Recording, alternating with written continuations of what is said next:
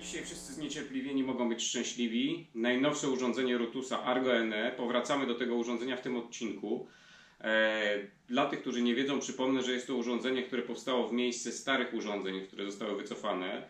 Ma do nich nawiązywać, choć zbudowane jest na platformie Rutusa Altera.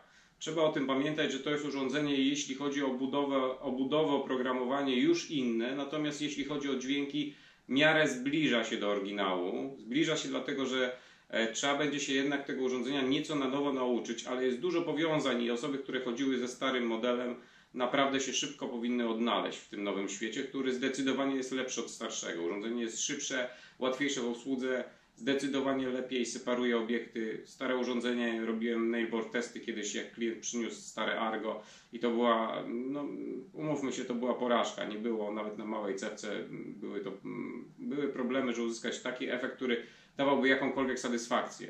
Urządzenie oczywiście działało, separowało, natomiast no, nie spodziewałem się zdecydowanie lepszych efektów. Tutaj jest zdecydowanie lepiej, nie ma porównania. Platforma Altera jest wykorzystana, obudowa, oprogramowanie, tak jak wspomniałem wcześniej. To też jest duża zaleta moim zdaniem. Pamiętajcie, że Argo będzie urządzeniem, którego nie będzie można update'ować. Co to znaczy?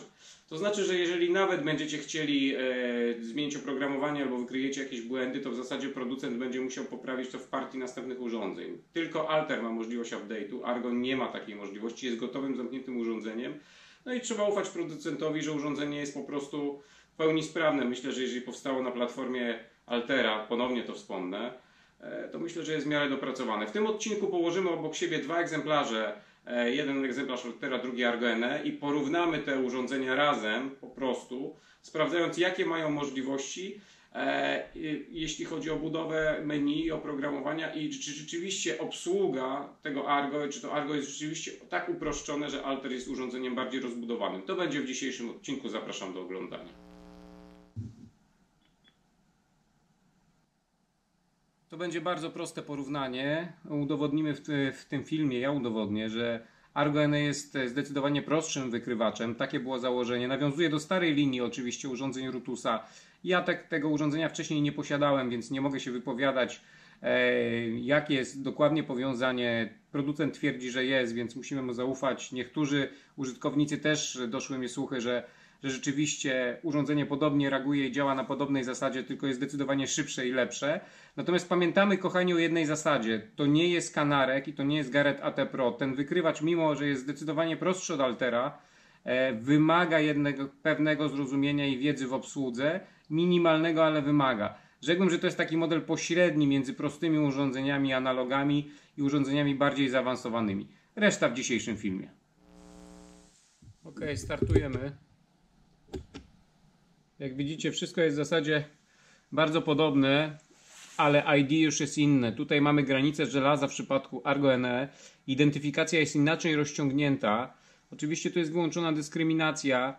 Pokazana tak samo jest jeszcze czułość urządzenia na bieżąco, czyli możemy monitorować, jaka jest ustawiona nasza czułość. Reszta w zasadzie menu się nie różni, łącznie z częstotliwością i nazwą programu.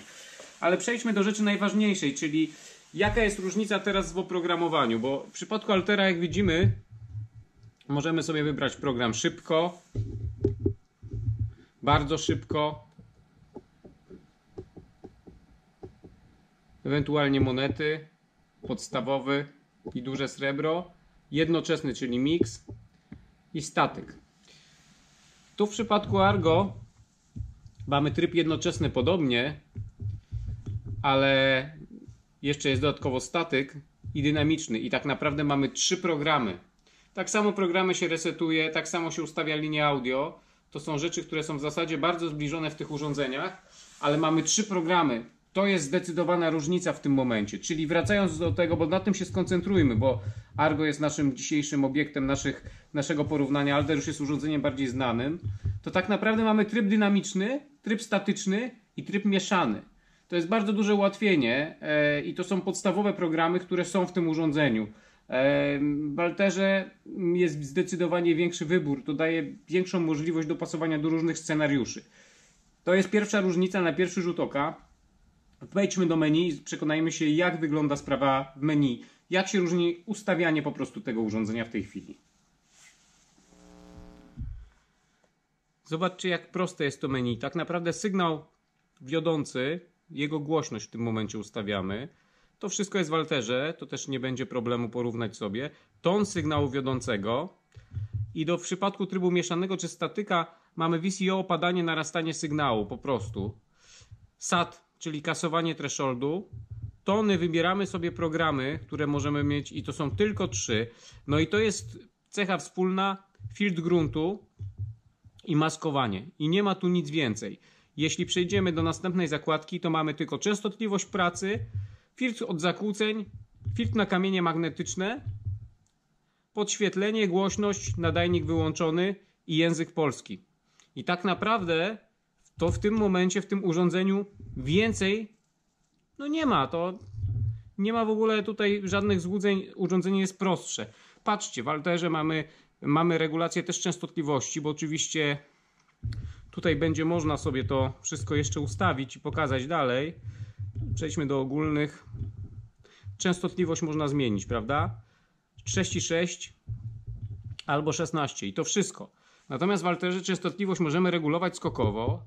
Ten sam filtr do kamieni magnetycznych OK. Filtr gruntu tak samo jest i maskowanie tak samo jest. Ale już mamy rozszerzone menu z audio.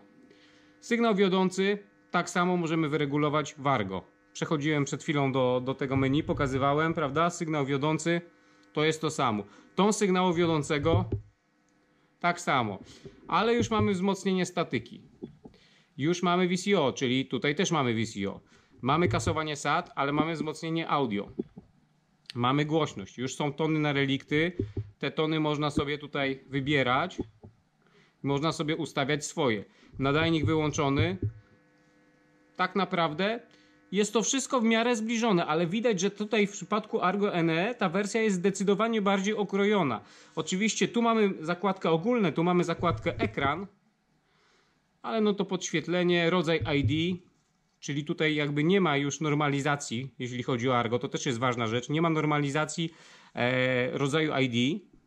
Czas, ile zostaje ID na wyświetlaczu, w tym wypadku tego w Argo po prostu nie ma, to jest okrojone. No takie jest wrażenie ogólne, że tak naprawdę te możliwości pozostały. Jest to wszystko uproszczone, ale bardziej intuicyjnie to Argo się obsługuje. Dla mnie jest to na plus. Ja wolę prostsze urządzenie, nie ukrywam tego. Urządzenia skomplikowane wymagają więcej czasu. Potrafią się zdecydowanie lepiej nadawać do różnych skomplikowanych scenariuszy, ale często jest tak, że na początku przynajmniej przygody z urządzeniem tracimy czas na ustawianie go, prawda? Dlatego, że tutaj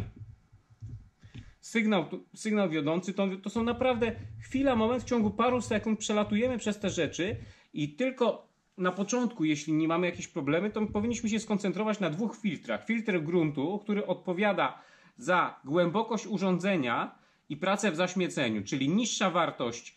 Tak samo jest w Alterze, bo to jest menu rdzeń oczywiście. Zaraz sobie tutaj też przerzucimy, do tego samego przejdziemy. Proszę bardzo, tak samo jest filtr gruntu i tak samo, patrzcie, jest maskowanie. To jest to samo. Wracając do filtra gruntu.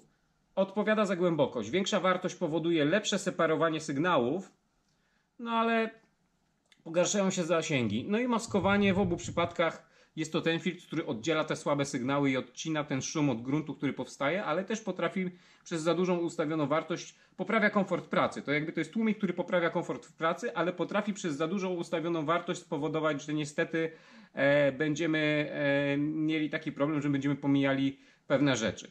Jak dla mnie, podsumowując, menu Argo jest bardzo fajne, bo jest uproszczone. Natomiast w przypadku Altera znajdziemy parę dodatkowych funkcji i możliwości bardziej rozwiniętych, czyli ten wykrywacz tak naprawdę pod względem audio można bardziej dopasować do siebie, pod swoje preferencje, poustawiać sobie tonalnie.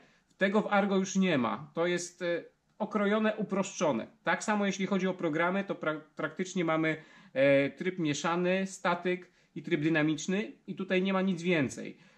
W Alterze są przygotowane jakby zestawy do szukania w śmieciach, większym, mniejszym zaśmieceniu, do szukania srebra. Te programy są już tematycznie podzielone i przygotowane przez producenta. Mam wrażenie, że to jest po prostu uproszczona wersja i znaczy tak jest w istocie, rzeczywiście, może nie mam wrażenia, to jest złe określenie. Natomiast ja nie widzę tutaj jakichś takich minusów, żeby producent obciął kluczowe rzeczy, które się nadają naprawdę do regulacji na różne scenariusze. To urządzenie nadal można dobrze ustawić, wycisnąć z niego maksimum możliwości i dopasować pod to, co się dzieje. Rzeczywiście jest prościej, jest bardziej intuicyjnie. Inna jest skala ID. Inna jest zupełnie skala ID, to o czym żeśmy rozmawiali. Inaczej wygląda ekran główny i urządzenie po prostu pracuje w innym zakresie identyfikacji. Tu jest podzielone to na minus 95 do plus 95, jest granica żelaza. Zupełnie inaczej wygląda ID niż pełne ciągłe ID. Oczywiście częstotliwość można regulować płynnie. Tu mamy, prawda, od 6,6 do 16 kHz. To jest w tym momencie bez znaczenia. Zupełnie jest inna jakby metoda pokazywania i separacji obiektów. Muszę to sprawdzić. Nie pracowałem na starym Argo, ale możliwe, że wcale nie jest w przypadku okrojenia tego urządzenia, wcale nie jest złym takie rozłożenie tego ID. Może mieć to swoje zalety. Jeśli ktoś jest z Was doświadczony i pracował wcześniej na Argo i później na Alterze, to chciałbym, żeby napisał pod filmem, jakie są jego odczucia, jeśli chodzi o taką identyfikację i która metoda identyfikacji, czy ta idąca do 120, czy ta okrojona od minus 95 do 95 na plusie jest lepsza. Tego na razie nie wyrokuję. Pochodzę trochę w przyszłym sezonie z Argo NE, zobaczę, jak ono będzie się sprawowało w terenie. Wiemy, że to jest urządzenie troszkę bardziej uproszczone i płytsze, ale możliwe, że ta sama metoda ID, ten system pokazywania wcale nie jest gorszy. Może być w niektórych przypadkach lepszy i to zostawiam do sprawdzenia. Subskrybujcie moje filmy i piszcie o tym, co myślicie o tej różnicy między tymi dwoma modelami. Do usłyszenia.